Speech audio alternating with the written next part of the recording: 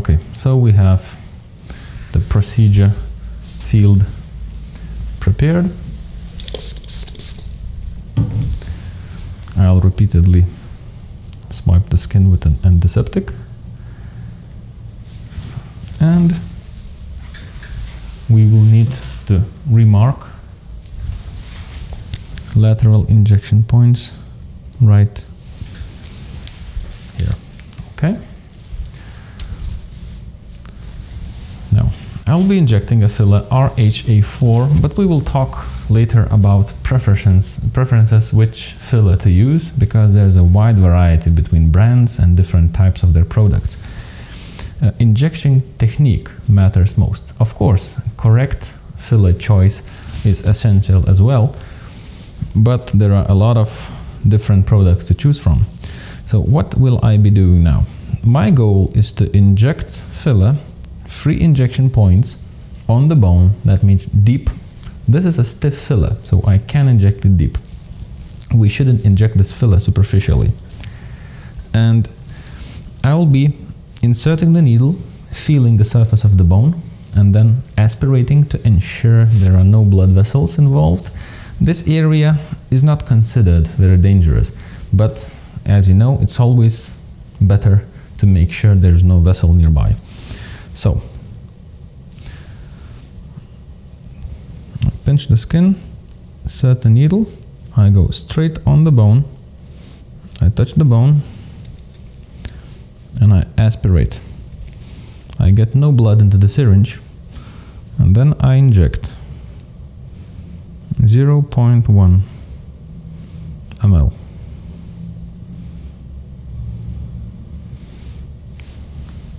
You see, the projection has already appeared. So we need to repeat the same with 2 other points. I touch the bone, I aspirate. This is safe.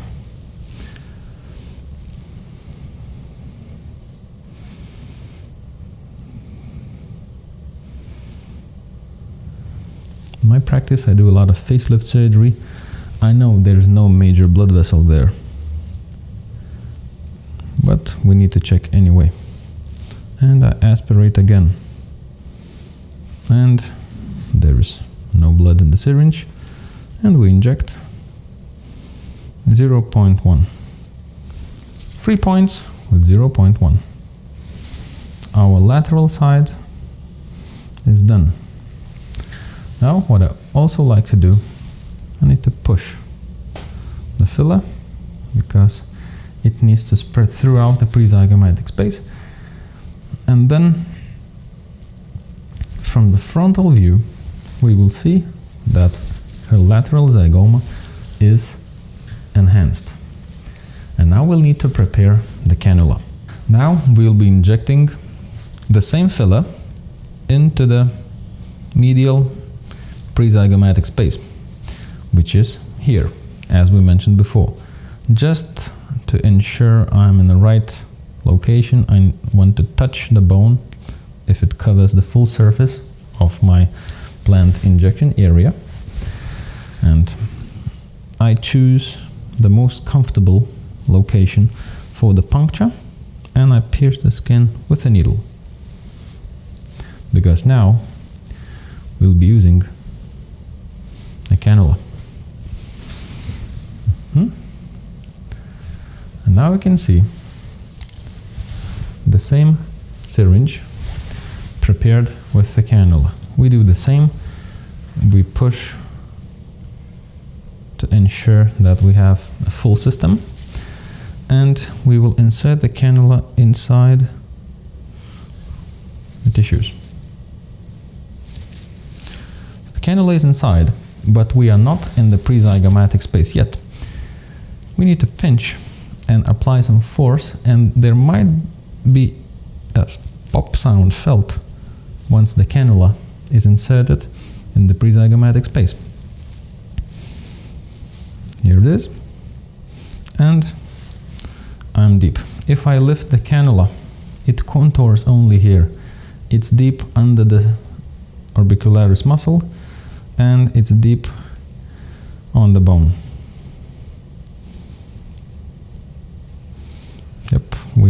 absolutely in place. And when I raise, I don't feel the tip of the cannula here. I will be injecting 0.3 cc in this location. This will be done by a threading technique, which will be described in the other clips. I start injecting and I slowly start to withdraw the cannula. Now I see the cannula tip is here, and I slowly draw the cannula backwards. If you are very skilled, you can do it much quicker, but we are learning here, so let's be very precise and slow. And now the tip of the cannula is approximately here, which is perfect. We have injected the deep pocket, the prezygomatic space, with a stiff filler to raise the cheek. And as you can see, her mid-cheek area is already not that flat. And this is a very safe entry for this area.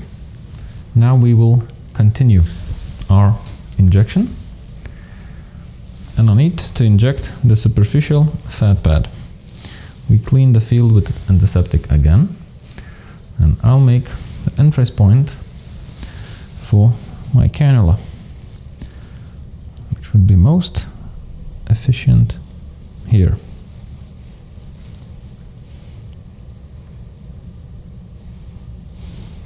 All right.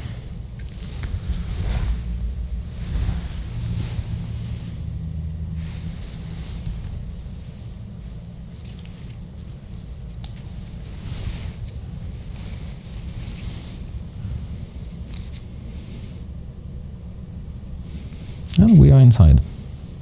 Now our goal is to stay superficial. Now I pull the skin down and I push the needle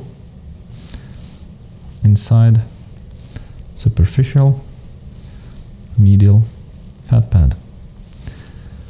This area is also sometimes tricky to access because superficial structures, subcutaneous structures, have a significant amount of various connective tissues, and the cannula is blunt, so it might be a little harder to pass it.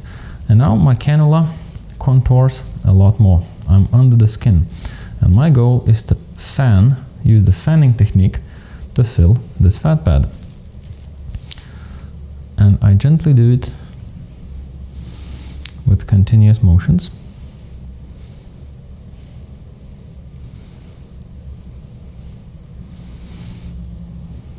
And I change direction of my fanning.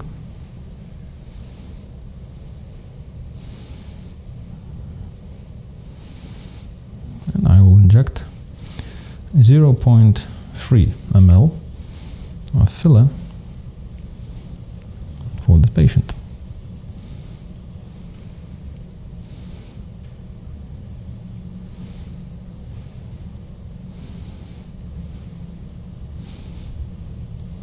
You can see how skin wants to resist my cannula entrance because of a huge amount of connective tissue bands. Okay, perfect.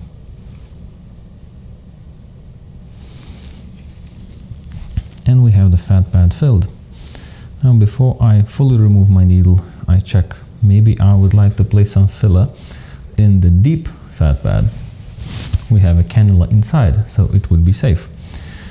Now I will show this just for educational purposes. I don't think this cheek needs more filling because it's round, thorough and nice. But if you would like to access the deeper fat pad, you need to take a pinch and then go deeper inside, and you will enter deeper cavities. And then you could inject some filler into deep cheek as well. But now we don't need that. So we pull our cannula out. By the way, I use 25G cannulas. And the logic to use stiffer fillers here is that these injections were deep. So we can use fillers with more G' to raise the tissues. This filler, as you can see, as you saw, the syringe has a different color. It was a different filler. This was RHA2, much more liquid filler produced by Teoxan, because this filler can be easily injected into subcutaneous tissues. It has much smaller G' rating and it doesn't lift. But in this case, we don't need to lift that much because these are subcutaneous structures. The filler is placed superficially and we don't want to palpate hard nodules under the skin, do we? And here you go. Cheek filling complete.